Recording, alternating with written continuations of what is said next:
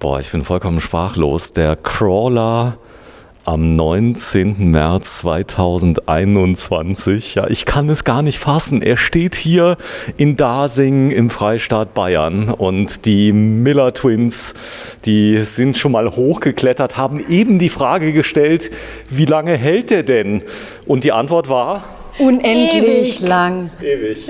Ja, das ist ein Wohnanhänger, aber nicht irgendeiner, sondern ein quasi unkaputtbarer, unglaublich multifunktioneller, toller Wohnanhänger, der, wenn es ihn noch nicht gäbe, müsste er gebaut werden. Ja, es gibt so Kleinigkeiten. Guck mal, allein schon die Verarbeitung hier, das ist keine Show. Guck mal, das sind Nieten, die unvorstellbar sind. Ja, das heißt, du kannst hier problemlos Äste wegdrücken, du kannst alles machen, aus welchem Material das gefertigt ist und so weiter. Das werden wir gleich mal erfahren, denn ich habe erfahren, er sieht aus, als wäre es ein Panzer, aber er ist ganz aus Leichtbau gefertigt. Kaum zu glauben, oder? Unvorstellbar. Ja. Ich weiß nicht, was ich sagen soll. Ich bin sprachlos. Das ist echt ein cooles Teil. Ja, stellt euch mal kurz vor. Ich bin die Sandra. Und ich bin die Diana und zusammen sind wir die Miller Twins. Ja, die Miller Twins. Sie sind 1,67 Meter groß, weil viele dann immer sagen, warum fragst du immer nach der Größe? Es geht ja um einen Größenvergleich bei Betten und so weiter. Und das ist hier ist der Patrick Nüske. Grüß dich. Hallo. Ja, echter Hamburger Junge und jetzt in Bayern. Jetzt in Bayern angekommen, ja. Ja, morgen macht ihr auf, oder? Ja, genau. Morgen haben wir ersten Tag am 20. und ja, freuen uns schon. Ja, das ist toll. Habe ich das richtig gesagt? Leichtbau? Ja, insofern Leichtbau, als dass tatsächlich alles, was außerhalb des Fahrwerks ist, aus Aluminium gefertigt ist. Was sich natürlich zum einen extrem umweltfreundlich macht, weil in dem Fahrzeug tatsächlich so gut wie überhaupt kein Kunststoff verbaut ist. Weil also auch Möbel, das werden wir innen nachher sehen, auch alles aus Aluminium gebaut ist. Und dadurch ist das Gesamtgewicht, so wie er hier steht, tatsächlich nur bei 1100 Kilo. So, die Mädels, die machen es schon mal gemütlich.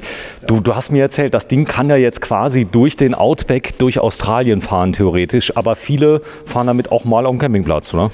Ja, also man kann damit im Prinzip alles machen.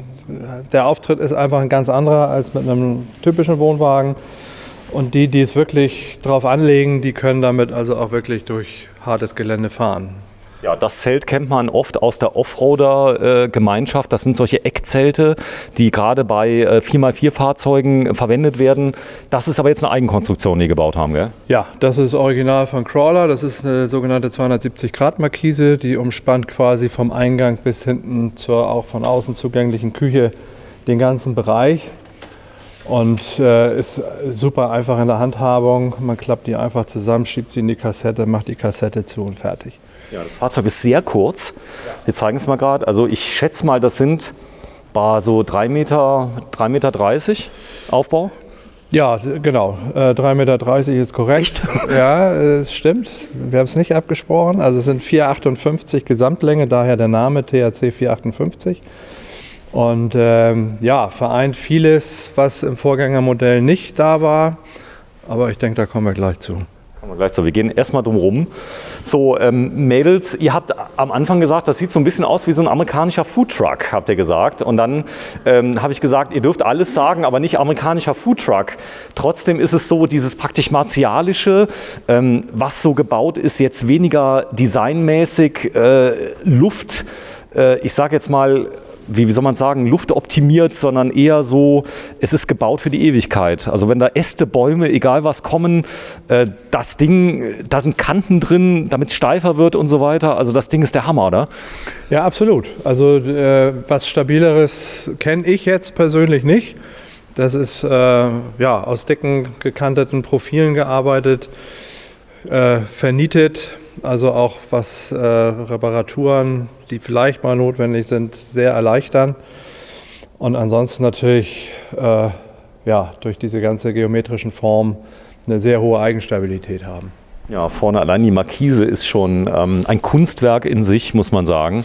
Das Ganze ist mit ganz viel Liebe zusammengebaut. Du kommst aus dem Flugzeugfach, da wird ja viel genietet, muss man sagen. Also ich komme nicht aus dem Flugzeugbau, ich fliege die Dinger, aber ansonsten, oder flog die Dinger, sagen wir mal so. Aber ja, es erinnert so ein bisschen an alte Bauweisen, wobei die Nieten natürlich nie in der Fliegerei zum Einsatz kamen. Ja, das verstehe ich. Aber es geht ja darum, dass jemand, der Technik liebt, der gute Verarbeitung liebt, da geht einem das Herz auf, oder? Ja, weil es auch hier, wie bei anderen Fahrzeugen unserer Klasse, einfach sehr viel auf engem Raum kombiniert ist. Und das macht ihn sehr handlich. Gerade die Offroader lieben das natürlich, wenn das Fahrzeug in der also in der Pkw-Zugmaschinenspur läuft. Und das kann der eben alles. So, das Ding, wenn man damit auf den Campingplatz fährt, hat es den Vorteil, es ist fast ein Neutrum, denn man kann es überhaupt nicht einordnen. Ist das jetzt, ich sag mal, ein total Verrückter? Ist das ein Fan? Ist das eine Familie vielleicht drin? Also da kann alles drin sein. Der hat keinen Stempel, oder? Das Fahrzeug. Nee, also das ist vom Pärchen bis zur Familie haben wir alles an Kundschaft, was die Kundschaft eben so hergibt. Wir haben 2 Schlafbereiche, oben und unten. Wir haben Kochmöglichkeiten innen und außen. Wir haben eine Toilette, was also sehr wichtig ist für Frauen in aller Regel. Wir haben 2 Duschen.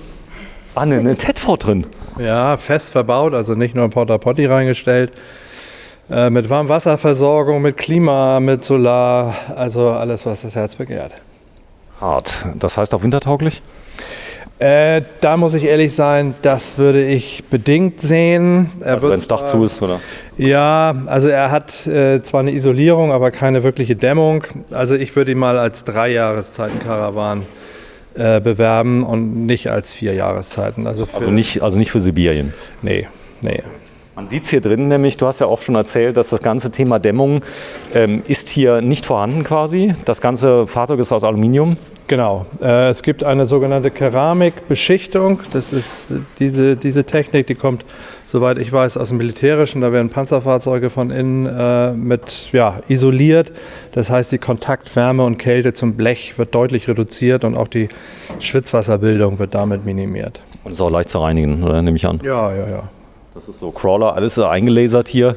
Ja, das ist sehr, sehr durchgebrandet, das Fahrzeug, das stimmt, ja. Ja, es ist auch ein geiles Teil. Also es ist wirklich so, wenn du jetzt unterwegs bist und du fährst hier, das ist ja was für Individualisten, die, ich sag mal, auf so einem Treffen, wenn du da jetzt stehst, in Bad Kissingen zum Beispiel mit so einem Teil, dann kommen viele, oder?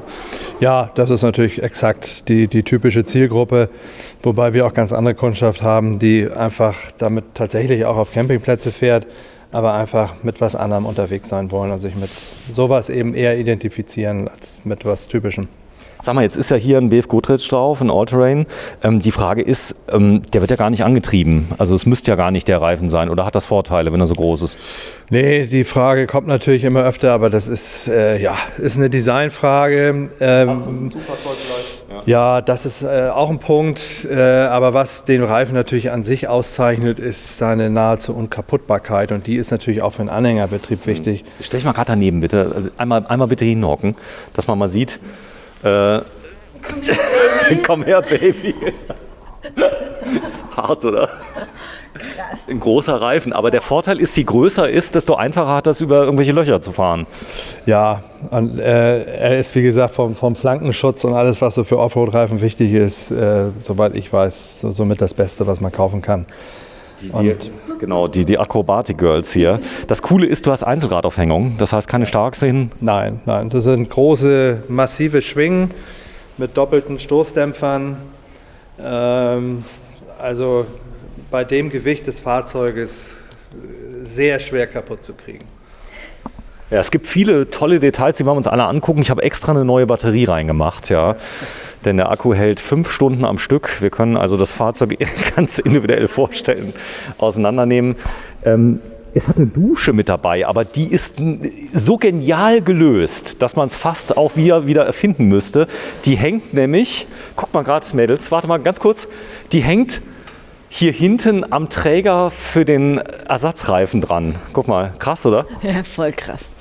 Einfach nur krass, mehr kann man gar nicht sagen. Braucht man, glaube ich, auch. Und das ist alles so stabil, dass wenn auch der kleine Fritz sich mal dranhängt, das Ding nicht direkt abreißt, oder? Ja, also es hält schon was aus. Stopp. Genau. Gibt auch der Wagen um Es hier. gibt der Wagen um, aber das ist alles gut gebaut, oder? Ja, es ist komplett Edelstahl, hier das ganze Gestell. Also stabiler geht's kaum. So. Ja, ihr bedient ja auch die Profis, die sich gut auskennen. Da gibt es ja Foren, da wird viel diskutiert. Was sagen die Profis? Ist das hier Spielzeug oder gefällt denen das? Ja, also ich sag mal, der Schnittpunkt ist, möchte ich einen wirklichen 4-Jahreszeiten-Caravan mit voller Dämmung oder fahre ich eben wie der typische Camper eher von April bis September, Oktober, dann ist das sicherlich vom Preis-Leistungs-Verhältnis ein extrem interessantes Fahrzeug. Wenn ich jetzt Expeditionsfahrten weltweit in kalte Regionen machen will, dann ist es sicherlich nicht das richtige Fahrzeug. Oder halt in sehr heiße Regionen, da ist ja auch ein Problem, ohne Dämmung wird es ja auch heiß drin. Dann, das heißt, man könnte es mit Armaflex noch probieren oder ist das eher nicht so? Nee, also da vertrete ich eine andere Auffassung. Die Comia eigentlich ist das eine Bauweise, die in Südafrika und Australien beheimatet ist. Das heißt... das geht im Sommer. Ja, also es geht eigentlich besser, weil das Fahrzeug natürlich sukzessive zum Tagesverlauf, auch zum Abend hin, die Temperatur, also die Außentemperatur auch innen annimmt, was ein gedämmtes Fahrzeug nicht macht. Die speichert natürlich dann auch irgendwann die Hitze. Und das hat man hier nicht. Stimmt, ja, jetzt wo du sagst. Und man kann nach oben sehr gut entlüften. Also ich sehe den Einsatzzweck eher in den warmen Regionen. Boah, jetzt gucken wir uns mal die Dusche an. Die Mädels wollten schon reingehen. Wenn es dann zu warm wird. Dusche braucht. Dann sind wir genau Hier richtig. So, ihr könnt sogar zusammen duschen. Oder halt mit Kids könnt ihr duschen und dem Hund noch dabei. Genau. Das ist genial. Das Wasservolumen im Auto? Es hat 126 Liter, das ist sehr viel.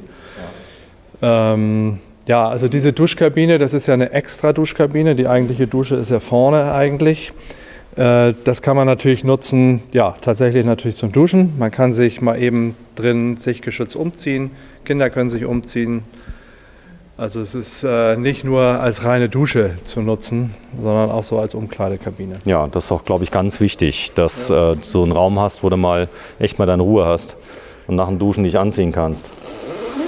Ist aber genial gelöst hier mit dem Einhängen auf dem Rad. Das heißt, das wird so eingeklappt wie so ein Wäscheständer? Ja, so ähnlich, genau. Also man nimmt hier oben die Querstange raus, rollt das zusammen, packt es oben in das Paket, fertig. Zeig mal bitte. Ja. Ja, die Leute fragen immer. Hätte ich das geahnt? Ja, klar, ich meine, du hast morgen Neueröffnung, hast alles schon aufgebaut. Aber die Leute, die wollen immer gern sehen, da ist uns ein Bajonettanschluss. Ah, okay. Boah, das geht echt schnell. Das habe ich mir jetzt viel komplizierter vorgestellt. Nee, wenn der Patrick sagt, es ist gut, der ist Flieger und Flieger sind immer ehrlich, das weißt du. Ja. Und wenn der sagt, es geht schnell, dann geht es schnell. So, die Stange wird eingerollt. Ist das krass schnell? Ja.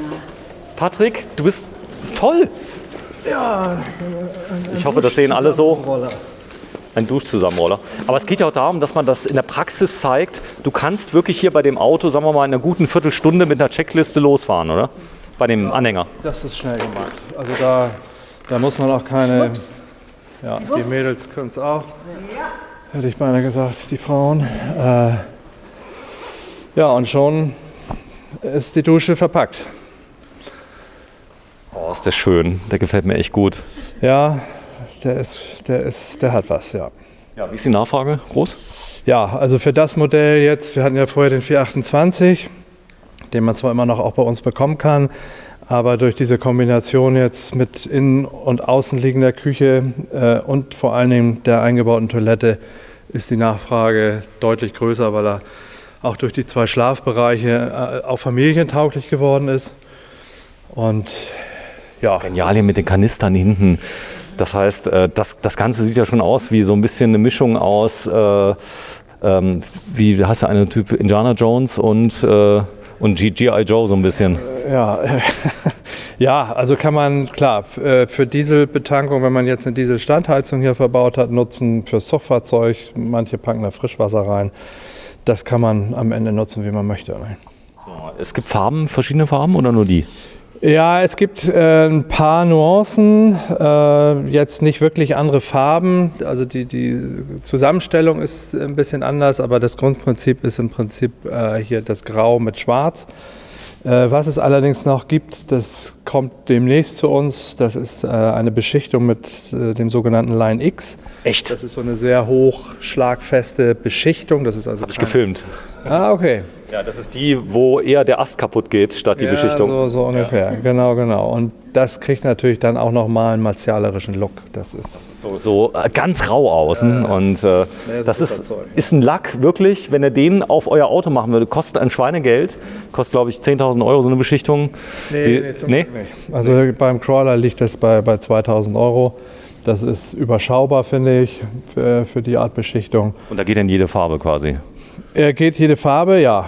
Standard ist schwarz, aber man kann es tatsächlich in jeder Farbe haben, ja. Ja, ich habe nur überlegt, je nachdem, welches Land ich fahre, ist die Farbe vielleicht nicht so toll.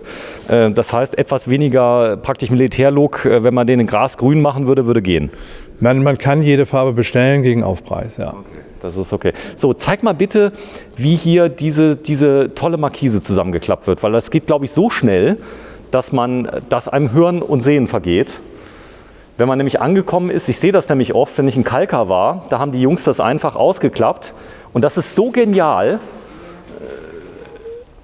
dass man die fast an jedem Camper haben müsste. Ist ratzfatz, oder?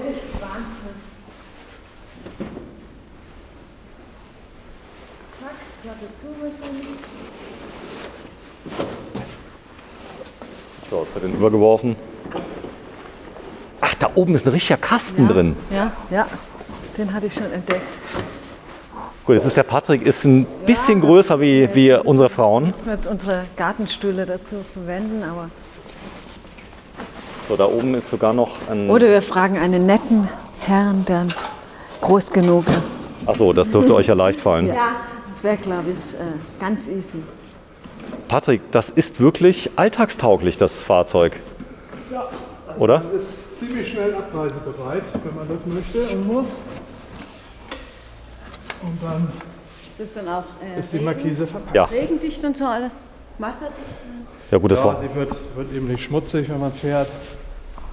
Und man hat nicht dieses Gefummel mit dieser LKW-Plane auf so einer Fläche. Das macht es schon deutlich angenehmer so. Ja, das sieht einfach auch cool aus. Sieht cool aus, hat eine riesen Fläche, steht auch wirklich sicher, muss man sagen. Also auch wenn mal ein bisschen Wind geht, da passiert erstmal nicht so viel. Nee, grundsätzlich ist sie freitragend, man kann sie abspannen. Und klar, irgendwo sind Grenzen, aber die ist schon sehr stabil. So, bevor wir reingehen, wollen wir erstmal, ihr wisst ja, nichts ist schöner wie die Vorfreude. Wir haben ja schon mal kurz reingehalten. Ich weiß, ihr wollt rein, aber keine Chance. Wir müssen erstmal von außen gucken. So, Außendusche, Bajonett. Diana, Sandra, zeig mal bitte. Viel zu sehen, Ist das schwer rauszumachen? Probiert mal. Das Bajonett. Das hier rauszumachen? Genau, wenn du es mal zum Fahrzeug schiebst. Ach so. So, und jetzt ziehen. Jetzt. Okay. Verstehe. Okay, ganz das einfach. geht auch ruckzuck. Der Wassereinfüllstutzen. Jetzt. Guck mal, ist das nicht ein Hammer, wie schön er gemacht ist hier aus oben drüber, Water? Nice. In diesen Geheimfächern hier? Ja, da ist Stauraum. Da haben wir jetzt zum Beispiel noch die Zuführung zum Grauwassertank, was man da sieht, den Absperrhahn. Aber ansonsten ist das, wie gesagt, auch als Stauraum nutzbar. Sag mal, der ist flammneu, oder? Der hier. Der ist ganz neu, ja. Ja, unten nämlich noch, ich zeig's mal gerade. Da sind noch Aluspäne sind noch drin und sogar noch 2 Splinte. So richtig ausgesaugt, ja. Ja, der ist, also der im Prinzip, der musste hierher kommen, oder? Für die neue Ja, Eröffnung. der musste definitiv herkommen, ja. Was ich aber richtig cool finde, dass man es hier so befestigen kann. Dass man es da festmachen kann. Ja, Wie, und wie? Klappen wir dazu. Wie läuft das mit so Du hast es einfach gemacht. Einfach ziehen. Magnet? Oder? Ach so, da, die Halterung. Warte mal, ich zeig's mal gerade. Das ist also alles für die. Bitte mal zumachen. Krass. Was toll ist diese Versteifung über die Form. Also das ist, glaube ich, das Geheimnis. Ja, das ist das Geheimnis des ganzen Wagens, ja. Die kriegen die Stabilität nicht durch Dicke des Materials, sondern durch die Kantung. Das ist wie die Cola-Dose, die, wenn man sie nicht geöffnet hat, fest... Nee, das war ein falscher Vergleich. Ja, wohl rund ist, klar, es ist auch stabil von Grund auf. Zumindest mal oben drauf der Deckel. Der ist ja sehr stabil durch die Kanten. Ja. Und hier hast du lauter Kanten. Tu das mal. Einmal So, sehen. ja, das kann sein. Abgeschlossen. Vor allem sieht es sogar echt cool aus, finde ich, wenn es geöffnet ist. Also da, eigentlich alles, was man verändert, sieht nachher genauso cool aus wie vorher. Weißt du, was total nervig ist? Wenn du damit auf dem Campingplatz stehst, du hast keine Ruhe. Ja, stimmt. Du hast keine Ruhe. Ich habe gestern auch mit einem Mann gesprochen, der fährt ein Bimobil. Wenn der auf dem Campingplatz steht, alle 3 Minuten kommt jemand, das ist zwar lieb, aber irgendwann geht es ja auf den Keks. Glaube ich schon. Ja. Also muss man sich, glaube ich, vorher ganz gut überlegen, wo man sich dahin stellt. Man könnte jetzt so im Prinzip so ein Hümer-Abzeichen könnte man ja kaufen oder Hobby einfach draufkleben, dann kommt keiner mehr. Nochmal ein Riesenfach. Boah, ist das groß. So richtig. Sag, das muss dir doch Spaß machen, sowas zu verkaufen, ne? Ja, absolut. Deswegen, also ich umgebe mich gern mit Dingen, die ich selber gut finde. Ja, das stimmt. So, der kommt jetzt woher? Wo wird der gebaut? Der wird in der Türkei gebaut. In der Türkei. Ja. Echt? Erdogan. Ja, nicht von ihm persönlich nehme ich an, aber aus dem Land, ja. Man kennt ja nicht so viele Fahrzeuge oder ich sag mal Fahrgestelle, die aus der Türkei kommen. Vielleicht ist da so ein bisschen, dass die Leute sagen, aus der Türkei, weiß ich jetzt nicht. Aber das, was ich sehe, ist ja wohl gigantisch, oder? Ja, also es kommen auch in Zukunft weitere Fahrzeuge aus der Türkei von anderen Herstellern, mit denen wir schon in Kontakt sind. Also das ist ein Markt, der in diesen Ländern, was Offroad-Tauglichkeit oder überhaupt Möglichkeiten anbelangt, natürlich mehr hergibt, sag ich mal, als Deutschland, weil man da einfach ja, definitiv mehr Offroad fahren kann. Ja, ich glaube, das Land ist auch viel weit, oder? Ja. Aber von daher ist diese Industrie dort gerade ziemlich stark am Wachsen. Ja, total cool, die Farbe hier oder der Boden. Das ist so ein Vinyl oder was ist da dran? Das Vinyl, ja. Ja, was ziemlich Total cool ziemlich genial ist, sind ja hier, guck mal, hier an der Tür 3 Scharniere dran, ja, die alle aussehen, als wären sie wirklich, keine Ahnung, ich habe jetzt so eine Serie gesehen auf Netflix, wo die Welt untergegangen ist, weil die heißt irgendwie Clans of Europe, heißt die, wo also in 30 Jahren gibt es also Europa nicht mehr und so und gibt kleine Clans und da fahren die mit so einem VW-Bus rum, der sieht so ähnlich aus wie der hier. Also der wirklich aussieht, als wäre er für die Ewigkeit gebaut. Nee, also wie gesagt, komplett aus Aluminium, bis auf Türdichtung, Reißverschlüsse ist da wirklich gar kein Kunststoff verbaut. Also aus der Warte tatsächlich so der umweltfreundlichste Caravan, den ich kenne. Sag mal, das geht ja, in Deutschland könntest du das gar nicht bauen für das Geld, oder? Nein, im Leben nicht. Sowas würde mindestens das Doppelte, 2,5-fache kosten. Aber jeder denkt, es wäre aus Deutschland. Es ist ein Alkorahmen drunter, das ist hier... Stimmt das oder ist nur die Deichsel? Es ist, genau, also Bremsanlage und so, das ist Knott, Anti-Schlingerkupplung ist Alco. Und ansonsten das ganze Fahrwerk selbst ist tatsächlich Eigenkonstruktion von Crawler. Von Crawler. Der hat auch eine COC? Ja, der hat tatsächlich einen COC, ja. So, das heißt, man kann den in ganz Europa zulassen. Da ist die Kassettentoilette drin, da sind noch Dichtungen. Ja. So, denn das Fahrzeug ist noch nagelneu. Man sieht aber sehr schön, wie schön das hier verschafft ist. In Bereichen, wo er dicht sein soll, da ist Dichtmasse drin und wenn die rausquillt, ist das ein gutes Zeichen. Ja, das ist immer ein gutes Zeichen. Ja, man hat nämlich genug verwendet. Genau. Kein Witz. Nee, man hat nicht am falschen Ende gespart. Ja. Ja, das ist auch bei Dichtmasse, wenn die Leute sagen, da kommt ja Dichtmasse raus. Habe ich gemeint, ja, sei doch froh. Dann, ja. So, ich guck mal gerade hier vorne, guck mal hier die Nähte, wie das hier also wirklich gut verschafft ist mit dem Silikon. Ist es Silikon? Das ist alles Silikon, ja. Das Ding ist dicht, oder? Wenn es zu ist. Das sollte dicht sein, ja. Sag mal, es ist doch ein Panzer, oder? Wenn du hier so guckst. Also es sind keine aktiven Waffen verbaut, aber ja, es erinnert daran. So Gasfach. Ja, also der ist schon nach deutschem Standard umgebaut, deutsche Gasprüfung. So, ich zeig's mal gerade. Hier vorne. Und der Deckel, den kannst du zumachen. Also klar, deswegen habe ich nach der Farbe gefragt. Also weil ich gehört habe, also ich habe mal einen Kalker gefilmt, das war ein MAN, kennst ja so einen ganz großen. Und ein Cut und der war vorher, hatte der die Farbe und hatte sogar noch Tarn und dann haben sie ihn in Grasgrün gemacht und dann konnte er überall hinfahren mit und vorher gab es nichts wie Ärger. Aber hängt ja auch vom Zugfahrzeug ab, glaube ich, oder? Was du da dran machst. Ja, also ich meine, man kann ihn mit einem kleinen Suzuki Jimny ziehen, auch wenn man es nicht glaubt. Echt? Das habe ich selbst gemacht, also ist auch kein Problem. Weil er, ja, von der Stützlast, vom Gewicht her ist es kein Problem. Stützlast, wie hoch ist die? Die ist bei dem tatsächlich nur so 56 Kilo, was echt wenig ist. Also den kann ich hier quasi mit einer Hand anheben. Das ist extrem gut austariert, das Fahrzeug. Also selbst wenn man hier vorne in den Staufächern auch 2 Gasflaschen und noch ordentlich Gepäck mit hat, also da ins Limit zu kommen von den hier an der Kupplung maximal möglichen 100 Kilo, da muss man sich schon fast anstrengen. So, ich zeige mal ein schönes Detail. Hier vorne hast du solche roten Applikationen. Was können die? Nee, das sind Stützen. Die haben eine Schnellkupplung.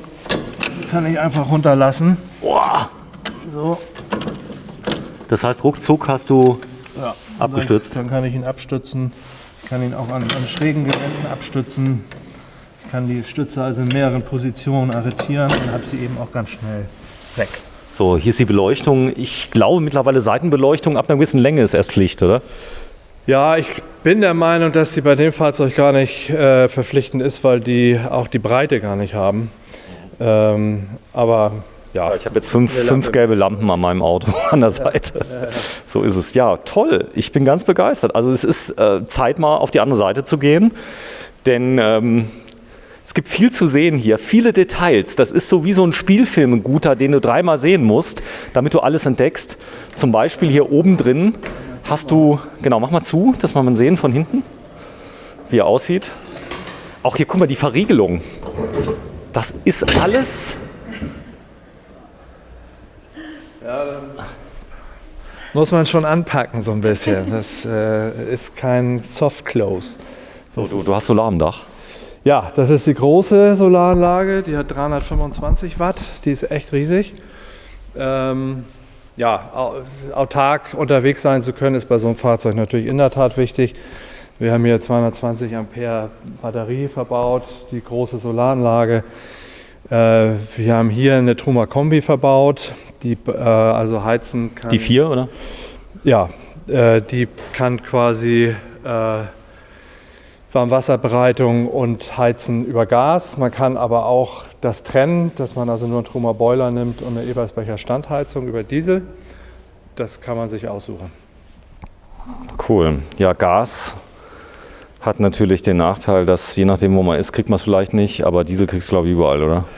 Ja, Gas ist natürlich etwas umweltfreundlicher. Ja, also stinkt auch ein bisschen weniger. Ja, muss jeder so für sich entscheiden, was für ihn so das Richtige ist. Sag mal, hier oben drin, was kommt da rein? Ja, die Frage kommt immer. Man kann reintun, was man möchte. Also es gibt tatsächlich nichts Konkretes, was da jetzt reingehört. Du kannst jetzt Zoogurte, da sind Löcher drin. Mit Spanngurten einfach alles festzurren, was nicht da drin soll. So, die Mädels haben mir was angeboten. Schon wieder was entdeckt. Die Frauen, Ja. da ist die Truma. Ja, ich denke mal, das hat was mit Wasser zu tun hier, oder? Nee, es kommt viel besser. Das sind die Dinger, die wir in den ganzen Etruscus drin hatten. Das ist eine Truma Kombi 4 und das ist eine der meistverkauftesten Heizungen überhaupt auf der ganzen Welt. Die kann warmes Wasser und... jetzt habe ich hier nur Wasser gelesen. Deswegen. Ja, genau. Also die kann Wasser und kann warm. Sehr schön. Sehr sparsam und funktioniert ewig, also ohne Wartung, also wirklich ein ganz tolles. Allerdings ein Gasfilter ist, ich glaube, manchmal nicht schlecht, oder? Beim dazwischen. Je nachdem, wo man das Gas einkauft, ja. Also würde ich empfehlen, wenn ich im Ausland unterwegs bin. Guck hier, da ist nämlich der Auspuff von der Heizung, siehst du? Da ist Truma Hot. Ja, jetzt wieder was gelernt, hä? Das ist ein Außengasanschluss. Da kann man also einen Grill zum Beispiel direkt anschließen, den man sich hier unter die Markise stellen kann. Wenn man also wirklich grillen möchte, kann man das Gas da direkt nutzen. Da ist der Frostwächter. Hier ist... Also ich bin echt geflecht, Crawler. Und ich hätte jetzt echt gedacht, das Ding kostet 100 oder so, wie du eben gesagt hast. Ich glaube, die meisten denken, er wäre teurer, oder? Gibt so und so. Also die einen denken, das ist viel zu viel, die anderen denken, wow, das ist ja günstig. Ja, es ist, glaube ich, eine Frage, wie man sich mit dem Thema vorher so ein bisschen... Ganz simpel. Einfach selber bauen. Und, genau, dann sieht man mal, dass da gehen bestimmt, wenn man es... bei den 100.000, ja. Also wenn man es selber baut und keine Ahnung hat und dann die ganzen Kosten hat, weil man muss ja erstmal wissen, welches Fach wo rein soll, dass hier die Batterie zum Beispiel rein soll, dass ja alles austariert. Ja. Das ist also auch wirklich wichtig, dass dieses Fahrzeug im beladenen Zustand, also im praxisgerechten Zustand auch tatsächlich am Zugfahrzeug funktioniert. Und dann soll es ja auch Leute geben, die fahren damit über Stock und Stein, oder? Ja, absolut. Also da haben wir natürlich auch Kunden, die insbesondere mit dem Vorgänger, dem 428, schon lange unterwegs sind. Das ist ein Fahrzeug, was das ohne Probleme kann. Oh, guck mal hier, die Außenlampe, die finde ich geil. Ja, also wenn man natürlich abends unter der Markise sitzt und es ist alles dimmbar, das ist ja auch schön. Das ist also innen gibt es ein richtiges Smart Panel, es gibt eine Fernbedienung für die Beleuchtung, dass man also auch vom Bett aus sich das Licht einstellen kann. Also ist auch ein bisschen Komfort eingezogen bei dem Fahrzeug hier. Ja komm, wir steigen mal ein. 4 Leute können rein. Ja. Gut, dann gehen wir mal rein. Vielleicht die Mädels, die Frauen zuerst. Es war ja Weltmädelstag übrigens, ich glaube letzte Woche Montag. Ja, da war Weltfrauentag. Und Ich habe mich gefeiert. echt? Ja. Wow! Guck mal, nochmal hier so ein Detail, hier dieser Kantenschutz. Ja, auch alles mit Logos versehen. Ja. Das müsste ja nicht so sein. Also das ist aber cool gemacht, oder? Ja, also ich hätte es mir gewünscht, wenn es einfach nur schwarz gewesen wäre, aber das ist von Crawler so entschieden worden. Mit der Line-X-Beschichtung ist das dann auch schwarz. So, warte, ich steig mal ein. Krass. So, kommt mal rein alle in die gute Stube. Das sind Diana und Sandra, die beiden Miller-Twins, Akrobatinnen. Ganz herzlich ein.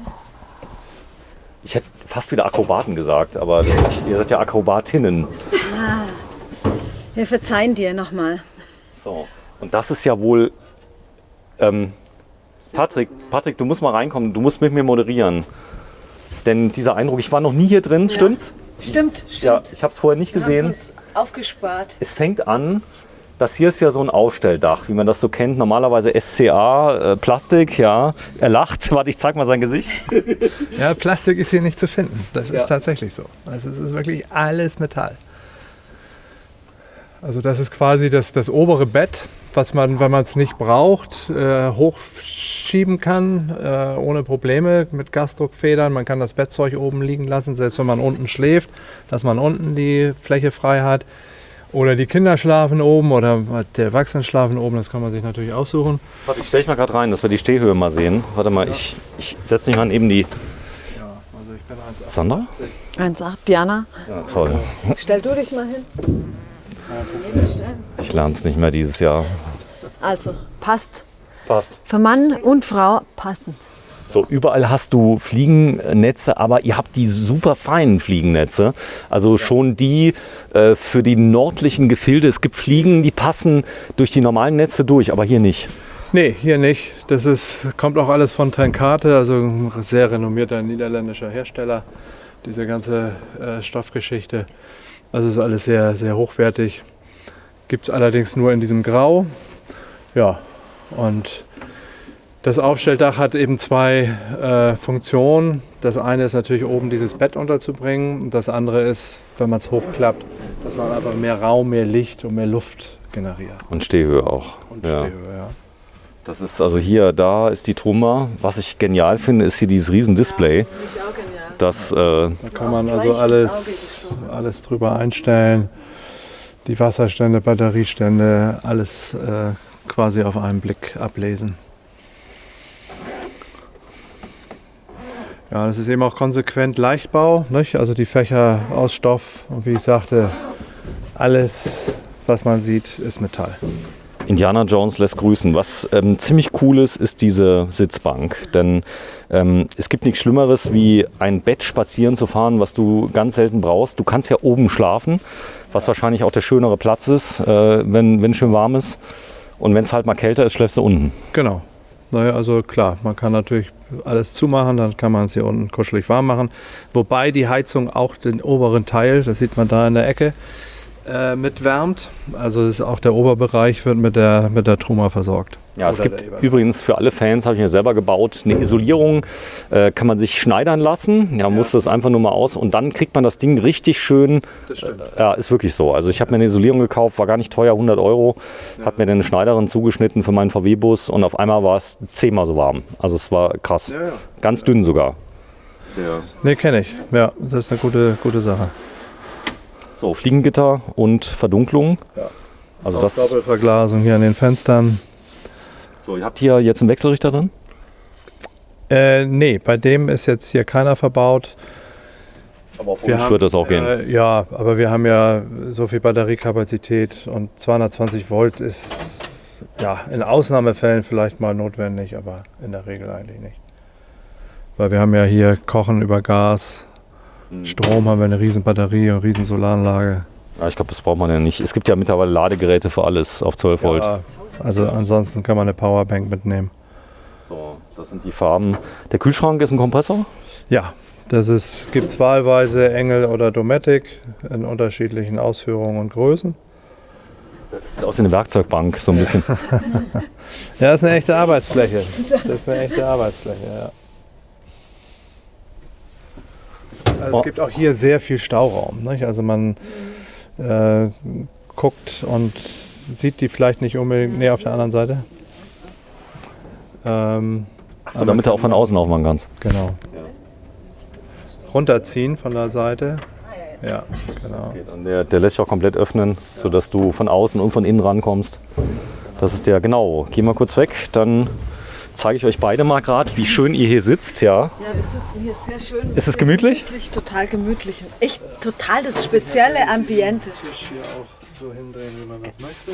Das haben wir schon rausgefunden. zeig mal gerade hier diese Alu, ja, das sind diese Rexroth-Profile, die es so gibt, ja, die wirklich genial sind, unglaublich belastbar. Du kannst damit, und guck mal, die Anzahl der Nieten, Patrick, also das ist wirklich für die Ewigkeit gebaut. Also wenn das kaputt geht, dann warst du einfach nur gemein zum Auto, ja. Das ist so, dann hier, guck mal, der Kühlschrank, wie hier ist. Dann der Ausblick nach hinten, das finde ich genial, dass du so rausgucken kannst. Und dann den Leuten am Campingplatz. Das Beste ist, ihr macht einen Film von dem Auto. Oder ihr nehmt meinem Film, wenn ihr so ein Auto kauft, macht einen QR-Code draußen und sagt, hier könnt ihr euch angucken, wie es aussieht. Bitte nicht mehr klingeln. Aber jetzt weiß ich, warum dieser Foodtruck-Charakter bei euch da ist, weil das hier so mit dem Edelstahl... Schön mit diesem Dach und mit diesem Edelstahl und ja, das ist schon ein ganz spezieller Look hier. Da auch wieder die Beleuchtung, echt cool, finde ich. Hier, das Die Streifen da, diese... Und die LED, oder? Ist das LED wahrscheinlich schon? Ja. Und noch warmes Licht, das finde ich auch gut. Das heißt, ihr habt kein weißes Licht geholt? Nee, also ich bin da überhaupt kein Freund von, weil das wirklich Stimmung total killt. Also in der allerersten Sekunde schon. 1000 Fächer. Ja. Das finde ich schon super praktisch. Also.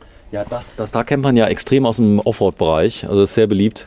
Meistens mit Klett festgemacht, hier mit Nieten. Das ist gut, die Nieten kannst du rausbohren, machst neue rein, fertig.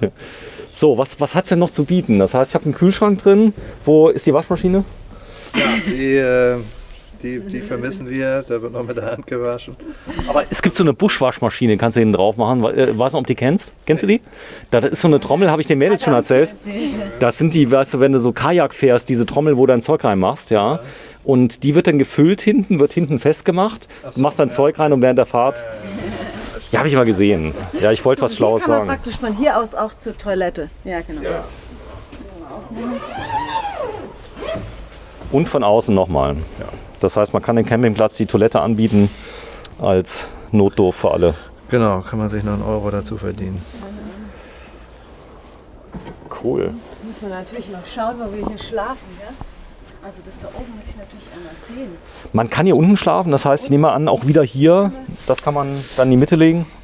Ja, da wird eine Art Lattenrost ausgerollt in der Mitte und dann zieht man sich im Prinzip auch die Polster in die Mitte und kann dann, allerdings ist das hier als Querschläfer gedacht. Also wir haben hier 1,95 etwa in der Länge und 1,60 Breite. Als Längsschläfer, meinst du? Nee, als Querschläfer. Als Querschläfer. Also 1,95 Breite. Genau, ja. Verstanden. Reicht vollkommen. Guck mal hier, wie süß die Kocheinheit hier ist. Ich hab's schon gesehen. Total. Hier wieder lauter Fächer. Oh Patrick, du hast mir so eine Freude gemacht, dass ich hierher kommen durfte. Und ja, du hast mich angerufen, komm mal vorbei, wir machen einen neuen Laden auf. Das war schon vor, ich glaube, 4 Wochen, gell? Ja. So, und da hat meine Kollegin mal geguckt, dass ich da bin. Und da waren wir einen Tag vorher war ich da. Das hat super gepasst. Das ist geil. Das sind die Wassertanks im Übrigen. Sag mal. Rechts. Echt? Auch aus Metall? Tanks. Edelstahl? Ja, das ist, wie gesagt, alles echt, kein Plastik. Das heißt, Edelstahl ist natürlich lebensmittelecht, ist antiseptisch auch ein bisschen. Ja, also man muss natürlich, um die dauerhaft keimfrei zu halten, wird man an Chemie nicht drum herum kommen, die zu benutzen. Würde ich auch als Trinkwasser natürlich nicht empfehlen. Da hat man Flaschen, die man nimmt. Also das Aber als spiegelt. Wasser ja, es erweitert, als wenn es da unten weitergeht. Ne? Ja, als ob es da weitergehen würde. Eine Erweiterung. Das ist aber tatsächlich Edelstahl. Unglaublich. So, jetzt kommt es noch besser. Du hast eine Leiter drin. Ja, genau. Das ist die Leiter nach oben. Warte mal, da gehe ich mal. So, Mädels, ihr zieht mal den Kopf ein. Setzt euch mal hin. So, dann zieht man einfach nur dieses Lattenrost quasi runter, guckt, dass es hier dran vorbeigeht. Genau das gleiche. So, und dann liegt das Bett auf. Das war auch gemütlich. Und dann kann man Da will hoch. ich mal hochsteigen. Bitteschön. Warte mal, eben gucken. Noch ein bisschen Lichtstimmung und ein bisschen Machen wir Heizung da oben an und das dann Licht noch an. wird es ganz gemütlich. Zack, zack, zack, bin ich da oben. Die Türken, ich hab's ja gewusst, ja. Die zahlen uns alle mal heim hier, den Deutschen. Und zeigen dir mal, wie man richtige Fahrzeuge baut. Wer ist das? Mega. Oh, cool. Jetzt muss man sagen, das ist ja ein Riesenland und da gibt es ganz viel Hightech in der Türkei. Ja, ja. Das ist jetzt nicht so, wie vielleicht aus den Medien oder so rüberkommt, dass da alles nur Nein, ganz im Gegenteil. Das ist so. Ich kann mir vorstellen, dass die Russen auch viel Spaß haben an so einem Auto, oder? Die haben ja gute Beziehungen zu Russland. Ja, das kann ich nicht mitreden, aber auch die Deutschen haben hier Spaß dran. Wunderbar. Ist das schön da oben? Ja, sehr schön. Schöner Ausblick. Man hat auf jeden Fall eine sehr gute Aussicht. Ganz schön hoch ist es irgendwie. Ja, finde ich auch. Also Boah, es ist schön, das Auto. mega. Übrigens, wenn es da hinten flimmert, es flimmert in echt gar nicht. Es ist nur auf meiner Kamera so. Das Licht ist jetzt leicht gedimmt. Und die Länge vom Bett hier oben? Auf der rechten Seite haben wir tatsächlich 2 Meter. Auf der linken Seite durch den Einstieg hier sind so ungefähr 1,70. So, aber passt. Aber man könnte ja auch mit dem Kopf nach hinten liegen und dann hat man dann. Warte, ich zeige mal gerade hier komplett. Mal ausprobieren, wie es Ja, geht man nach hinten. Da muss man natürlich, wenn man aufwacht, einen bösen Traum hat, gemütlich. ein bisschen aufpassen. Aber auch gemütlich. Also, hier ist auch wieder so eine LED-Leiste eingearbeitet. Ich glaube, ich würde andersrum liegen, aber es ist auf jeden Fall möglich so. Es würde gehen. Ja, es hängt ja davon ab, auch wie das Auto steht. Also das ist ja auch die Frage. Also man könnte ja auch quer schlafen, oder? Ja, müssten so 1,70 Breite ungefähr sein. Ja. So, ich zeige euch noch mal Also kurz. für Kinder natürlich ein toller Platz da oben. Das ist das moderne Baumhaus, nicht so wie bei Dachzelten. Die lieben das da oben. Hier ist sogar möglich zu sitzen. Guten Tag. Guten Tag, hier, wir können jetzt hier sogar Karten spielen. Das ist genial, wenn du jetzt so am Strand stehst oder irgendwie frei auf dem See oder so, oder? Ja. Oh, siehst du den Sonnenuntergang? Ich sehe gerade erst Schnee. Warte, ich gehe mal kurz raus, dann zeige ich euch mal. Der Nachteil ist natürlich bei diesen ganz dichten Fliegengitter, da geht nicht so viel Wind durch, oder? Nee, ein Tod muss man sterben. Ne? Das ist halt immer so. Wo es einen Vorteil gibt, gibt es einen Nachteil in aller Regel. Wir hatten nicht so das Gefühl, Aber wichtiger ist, denke ich, dass man wirklich da oben fliegengeschützt ist. So, 19. März, guck mal raus bitte, hier in Dasing. Es ist Schneesturm draußen, kein Sturm, aber es schneit. So, und man kann sich gar nicht vorstellen, dass nächste Woche schon 14 Grad sein sollen. Ja, ich hoffe, die Meteorologen haben recht. Ja. Also wir nennen sie ja Meteorologen in der Fliegerei, aber ich hoffe mal, dass es diesmal passt. Ja, bei dem Auto brauchst du aber keinen Wetterbericht vorher zu checken. Der ist auf alles eingestellt in den 3 Jahreszeiten, gell? Ja, also das ist ein Fahrzeug, sag ich mal, bis auf extreme Kälte uneingeschränkt nutzbar. Patrick, du darfst mir einen Gefallen machen, bau ihn mal komplett so zusammen, als würde man abfahren, dass ich das Foto auch mal habe. Dann kann Diana und Sandra können ja, die Zwillinge können noch drin bleiben. Ja, sehr gerne. Und dann könnt ihr nämlich aus dem Fenster mal. So, es geht jetzt gleich wieder zurück nach Sulzemoos. So, normalerweise müsste man da jetzt noch die Kante einziehen. Guck mal, Patrick, an der Seite. Aber das ist jetzt zum Zeigen egal. Ja. Oder? Oder wenn du es gerade machen möchtest, wegen dem Fotofinish, bitte.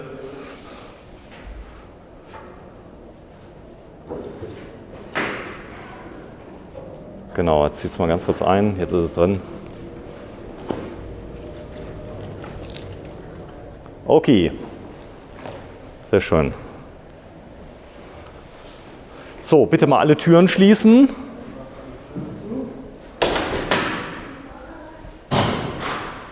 Boah, ist der kompakt auf einmal. Dadurch, dass die Markise jetzt drin ist. Ja. Ganz anderes Auto. Die den ausgepackt sehen, denken, oh wow, der ist mir zu groß. Am Ende ist er das nicht. So, Außendusche, die denken wir uns weg. Ah ne, die kommt da rein.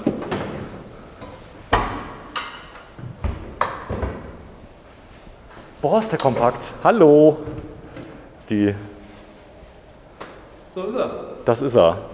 So, Aufbauhöhe, was waren es? 3,30? Höhe, so? Nee, die Aufbaulänge. Länge, ja, das sind ca. 3,30. Insgesamt haben wir 4,58 inklusive der Deichsel. Und die Höhe, das ist auch für viele interessant, ist so bei 2,40 Meter mit dem Solarpanel und Breite 1,95 Meter. Also sehr kompakt, man braucht keine verbreiterten Außenspiegel, gar nichts. Aber du kannst ihn ausfalten. Das Schöne ist auch die Aufbauzeit. Das heißt, wenn du jetzt angekommen bist, ruckzuck, hast die Markise ausgefahren. Wenn du mal so lieb bist, fahr sie nochmal aus. Das geht wahrscheinlich sehr schnell. Ja. Das heißt, wir kommen an. Patrick, ich möchte Schatten. So, Patrick geht raus. So, und ruckzuck. In der 4x4-Branche, glaube ich, lacht sich jetzt jeder tot, weil das so ein Standardelement ist. Hat jeder.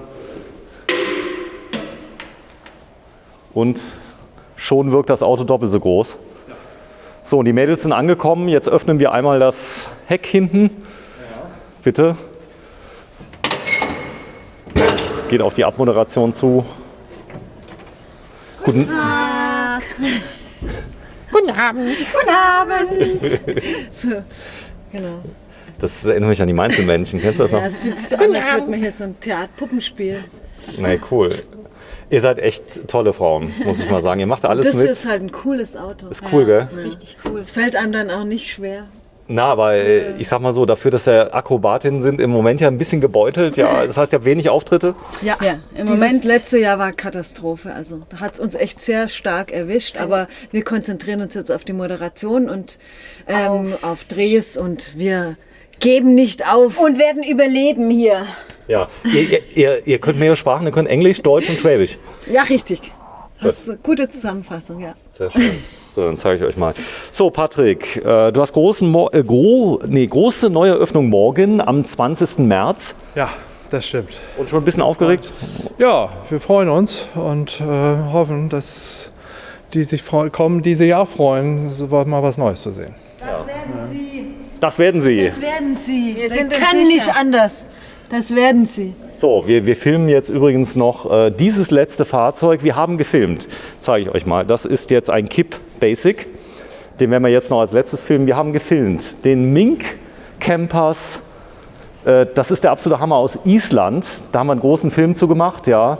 Da waren die Mädels drin und haben gesagt, das ist eins der schönsten. Toll, oder? Ich glaube, wirklich zum Verlieben.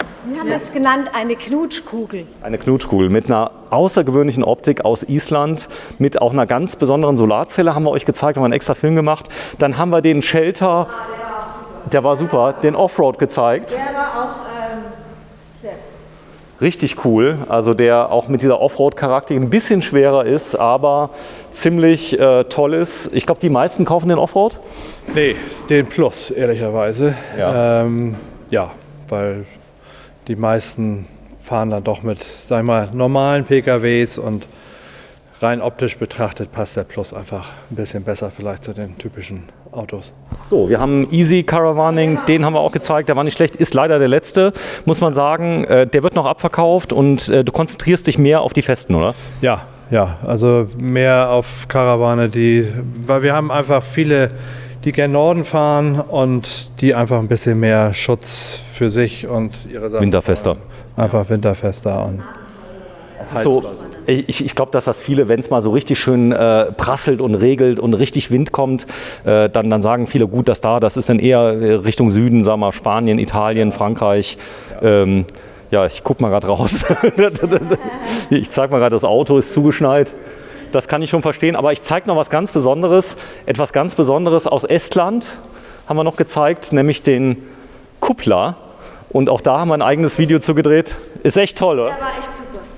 Ich finde, der hat super viele Möglichkeiten gab es da. Da war alles dabei. Er konnte sitzen, liegen, also sogar in Sitzen, diesem liegen, kleinen, ja, dieser Sitzplatz extra, Liegeplatz und total gemütlich drin hier. Sag mal, ihr habt viel gelernt jetzt in den 2 Tagen über das Thema Camping. Ihr wart ja gar nicht vorher so... Nee, gar nicht. Also ich bin so überrascht. So, den Kuppler haben wir gezeigt. So, Patrick Nüske, Wheelhouse heißt dein Unternehmen. Gibt es einmal in Hamburg. Wo in Hamburg? Offerkamp, das ist an der Automeile Netterfeld mittendrin.